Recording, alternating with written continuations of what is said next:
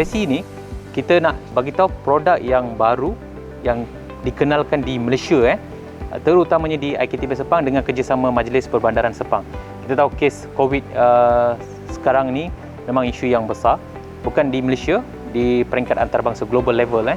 So satu cara yang kita boleh elakkan kita adalah suntikan vaksin ada, kita gunakan PPE, SOP semua. Banyak kaedah kita gunakan. Hari ni yang face mask yang sedia ada ni kita nak ubah suai. So untuk itu izinkan saya nak kenalkan 3 jenis layer yang kita gunakan untuk kita develop, membangunkan kita punya face mask. Yang ni layer yang pertama, lapisan yang pertama kita sebut lapisan graphene ataupun aerosol layer. Lapisan kedua daripada kain cotton. Kain cotton ni ataupun layer mechanical. Kita sebut layer mechanical, lapisan yang kedua. Dan lapisan yang ketiga, yang ini adalah lapisan sutra ataupun lapisan elektrostatik. So maksudnya 3 layer kita ubah suai daripada face mask yang sedia ada untuk kita buat satu face mask yang boleh digunakan banyak kali dan boleh membunuh virus ataupun bakteria pada suhu 55 darjah Celsius. Graphene ni material yang sekarang masih dalam kajian, peringkat antarabangsa global level masih dalam kajian. Maksudnya graphene ni in future dalam tempoh 5 tahun akan datang, material ni yang akan diguna pakai untuk semua industri. Okey, paling simple, graphene ni adalah lebih kuat daripada stainless steel dan lebih mahal daripada diamond. Contoh, graphene ni dekat mana kita boleh jumpa? Daripada sebatang pensel kita boleh hasilkan material graphene. Dia boleh mengalirkan arus. Contoh dekat sini, dengan sebatang pensel ni saya nak menggunakan multimeter, saya nak tunjuk dia punya continuity test.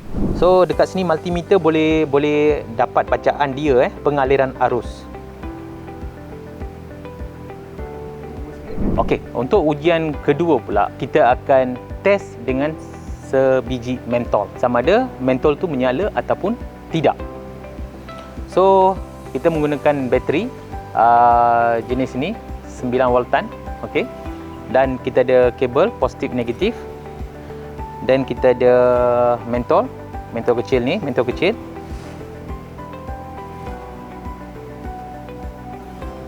Okey.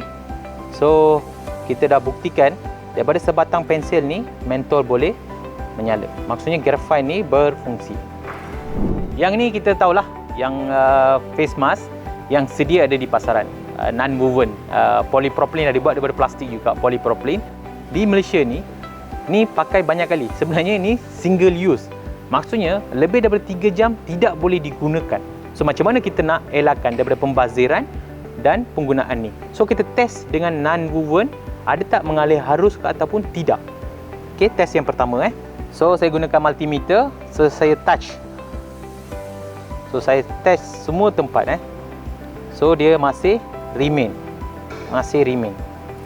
So tiada bacaan.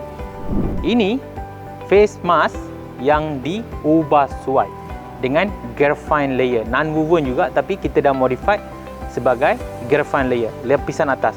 So yang ini kita boleh pakai sekurang-kurangnya 50 kali. Maksudnya lepas 3 jam kita dah pakai, kita cabut, kita letak bawah matahari sahaja.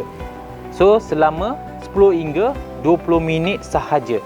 Lepas itu, yang graphene ni akan mengalirkan arus dan menaikkan temperature dekat non-woven fabric.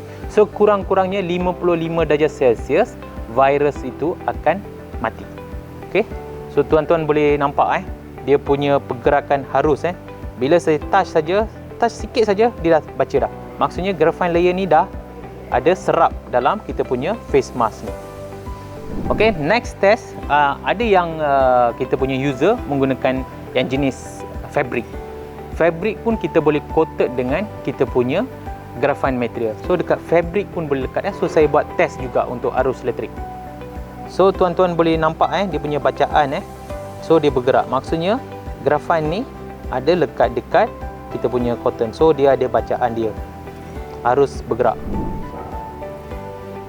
Okey, yang ini face mask yang dah guna lebih kurang 8 jam penggunaannya. Kita tahu manusia inhale oksigen. exhale carbon dioxide. Carbon dioxide bila terkeluar je daripada kita ni, so dia boleh matikan kita punya arus elektrik semua. So kita nak tengok continuity tu masih ada ataupun tidak.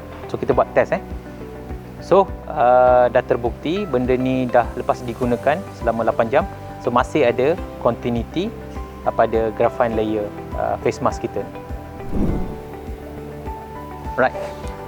Yang ni pula untuk pengguna wanita. Kita tengok dia punya continuity selepas digunakan 8 jam. So kita tengok sama ada yang non-movement ni masih berfungsi ataupun tidak, yang graphene layered punya. So kita check dengan continuity test. So masih ada berfungsi walaupun kita dah membebaskan carbon dioxide, dah gunakan lama, so masih ada continuity. Selepas 3 jam, kalau kita letak bawah solar system, bawah matahari, dia akan naikkan temperature. Bila naikkan temperature, dia akan matikan virus ataupun apa-apa bakteria yang lekat pada face mask kita. So kita tengok temperature dekat face mask selepas digunakan. Okey, yang ini pula kita buat continuity test di bawah sinaran matahari pada face mask. So kita nak tengok continuity ni berubah ke ataupun tidak sebab selepas digunakan ada carbon dioxide yang lekat pada face mask ni boleh mendropkan, boleh mengurangkan dia punya continuity. So kita check balik continuity tu ada ke ataupun tidak.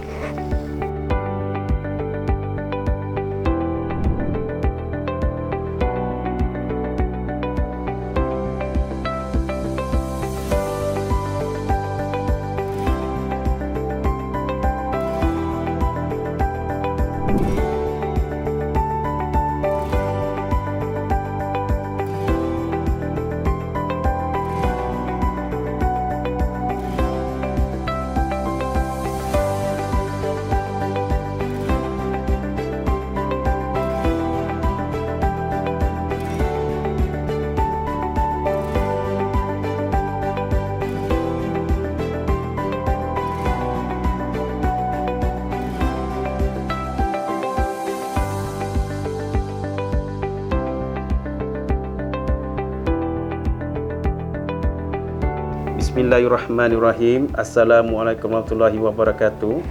Alhamdulillah, syukur kehadirat ilahi, dengan limpah kurnianya sekali lagi Majlis Perbandaran Sepang telah berjaya menghantar beberapa produk inovasi ke pertandingan Majlis Persada Inovasi Perkhidmatan Awam Negeri Selangor atau yang dipanggil MP-PANS pada tahun 2021. Untuk kali ini sebanyak 4 produk inovasi telah dihantar oleh Majlis Perbandaran Sepang bagi menyertai MP-PANS 2021 ini, yang melibatkan 3 kumpulan inovasi, iaitu yang pertama Kru Inovasi Sepang Selangor atau yang kita panggil KIS dengan 2 penghasilan produk, iaitu Magnetic Oil Solvent ataupun MOS dan Graphene Face Mask ataupun GF Super Mask, dan kumpulan kedua iaitu Kru Inovasi Sepang Selangor 2.0 dengan penghasilan produk Sistem Nanoparticle Filter Element, dan yang ketiga melalui kumpulan Cyber Crew dengan produk inovasi iaitu ScienceScan. Dan kesemua produk yang dipertandingkan ini telah mendapat kelulusan daripada pihak pengurusan, dan penggunaan produk ini akan dilaksanakan secara berperingkat di daerah Sepang.